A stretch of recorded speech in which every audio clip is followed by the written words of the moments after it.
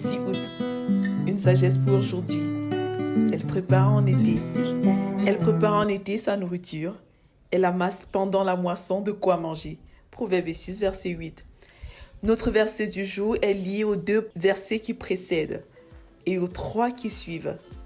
Dans ces versets, le parent sage met en garde son fils contre la paresse en lui communiquant un certain nombre de valeurs au travers de l'illustration de la fourmi. S'il y a une chose qui caractérise la fourmi, c'est qu'elle n'a ni capitaine, ni officier, ni maître. Cependant, en été, elle prépare sa nourriture. Pendant la moisson, elle amasse ce qu'elle doit manger.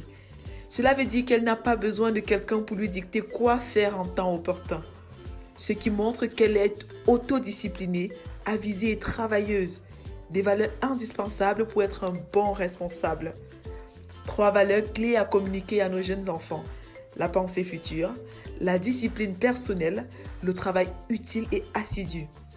La pensée future, c'est le fait de penser à ne pas vivre que pour l'instant présent, mais à tenir compte des temps à venir pour agir de façon adéquate et efficace pour soi-même et pour les autres. Que faisons-nous intentionnellement aujourd'hui qui aura un impact sur les générations futures? Comment nous voyons-nous dans les 7 prochaines années à venir? Comment voyons-nous nos enfants dans les 14 ans à venir? La discipline personnelle est une valeur essentielle pour toute personne. Plus tôt elle est semée, mieux ça vaut.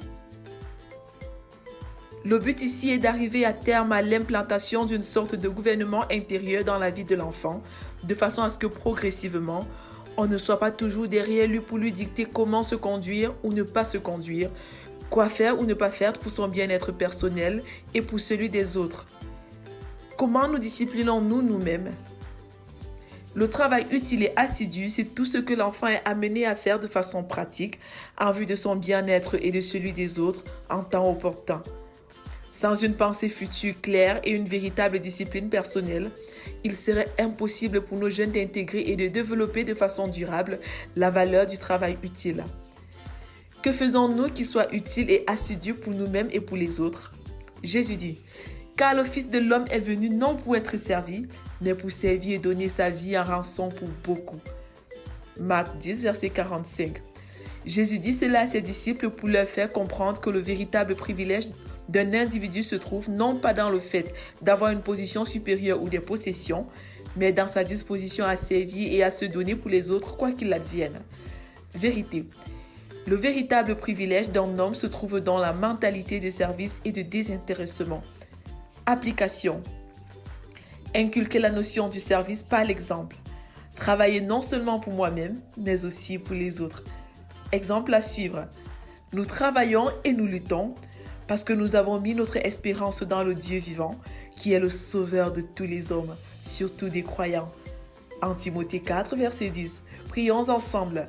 Père, merci pour ce que tu as fait pour moi. Donne-moi d'être à ton service en servant les autres. Au nom de Jésus, Amen. Lecture pour aujourd'hui. Psaume 26 à 30, Proverbe 6, Ézéchiel 34 à 36. Vous êtes bénis.